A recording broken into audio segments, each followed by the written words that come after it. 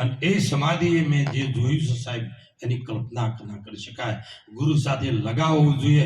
ગુરુ સર્વશ્રેષ્ઠ શક્તિ છે. ગુરુ કોઈ વ્યક્તિ નહીં, ગુરુ કોઈ દેહ નહીં, ગુરુ એક દિવ્ય ચેતના છે. દિવ્ય ચેતના, અને એ દિવ્ય ચેતના તમારા ભીતરમાં પડેલી છે, બહાર ભટકવાની જરૂર નથી સાહેબ.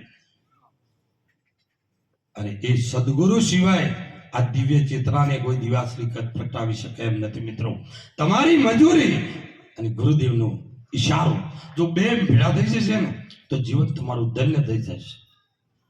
અને એ ગુરુદેવની મેં પ્રાર્થના કરી, ગુરુદેવ હું તમારી પાસે એક વસ્તુ માંગુ છું, મને એવી શક્તિ આપો અને મને એવો કોઈ એરિયા આપો કે હું સમાજની સેવા કરી શકું. 26/2/2006 ના રોજ સોરસંડાના એક પહાડ ઉપર જઈ અને કોઈ પાણીની વ્યવસ્થા નહીં, કોઈ ઝાડ નહીં, છોયો નહીં, અને ત્યાં એક ખાટલો ઢળાય એટલી જગ્યા નહીં, ત્યાં જઈને અડ્ડા લગાયા સાહેબ. गुरु को माने मानवी वर्ते देह व्यवहार, तुलसी ऐसा जीव को लाख વાર ધિક્કાર. ગુરુદેવ ને માનવી તરીકે જોવે ને એ માણસને ધિક્કાર છે સાહેબ. અને એ 26/2/2006 ના રોજ ત્યાં મુહૂર્ત કર્યું. મુહૂર્ત હું કોઈ દિવસ કાગળોમાં લખેલા મુહૂર્તને હું માનતો નથી. હું કાળ ચોઘડિયામાં મુહૂર્ત કરું એવો વ્યક્તિ છું સાહેબ. કાળ ચોઘડિયામાં વેશીમાં જ મુહૂર્ત કરવાનું. અને જો તમને વેશી નડતો હોય ને તો વેશીની પૂજા કરવી હારી, કૃષ્ણની છોડી દે. હું એવું માનું સાહેબ, બે વેશી કેટલો મજબૂત તે તમને બધા આખા ધર્મને રોકીને ઉભો રહે. એક દિવસ એક જગ્યાએ પાઠ હતો, બે ભાઈને ઝઘડા હતા.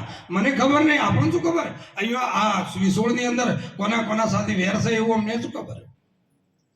બે ભાઈઓને વેર, આંગણાની અંદર ઘર નાનું હતું, આંગણામાં પાઠ મળ્યો છે. અષાઢ મહિનાનો દિવસ, ગુંગવાટો કર્યો આકાશમાંથી, અને પેલો બાજુવાળો શું કહે છે ખબર છે? આજ મારી સદી આવી. આજો આપણો સાહેબ, અને આજ મારી સદીએ જો આ રૂપ લીધું છે મેઘનો, અને આજ પાઠ પૂરો નહીં થવા દે મારી સદી. મેં રામાપીરને કીધું કે આ મને નહીં કહેતો, તને કહે છે. પાછો હોબળતી આ તને કહે છે, મારે હું લેવા દેવા? આ ખોટો કરીને તને કહે છે. જો આજ આ પાઠને જોત ઓલોણી અને આ મંડપનું ગાભું ફાટ્યું તો તને મેલીને સદીની પૂજા કરવી એમાં કોઈ ફેર નહીં સાહેબ. સાહેબ બાજુમાંથી ઘરના પતરા ઉડી ગયા હતા, મંડપનું ગાભું નતું ફાટ્યું. એ આલક ધણીનો મહિમા છે મિત્રો. अलग पुरुष की यार सी साधु गाही दे, लखा जो चाहे अलग को इन्हीं में तू लख ले. મિત્રો, રામદેવજી ને ઓળખવાને એ બહુ દુર્લભ વસ્તુ છે.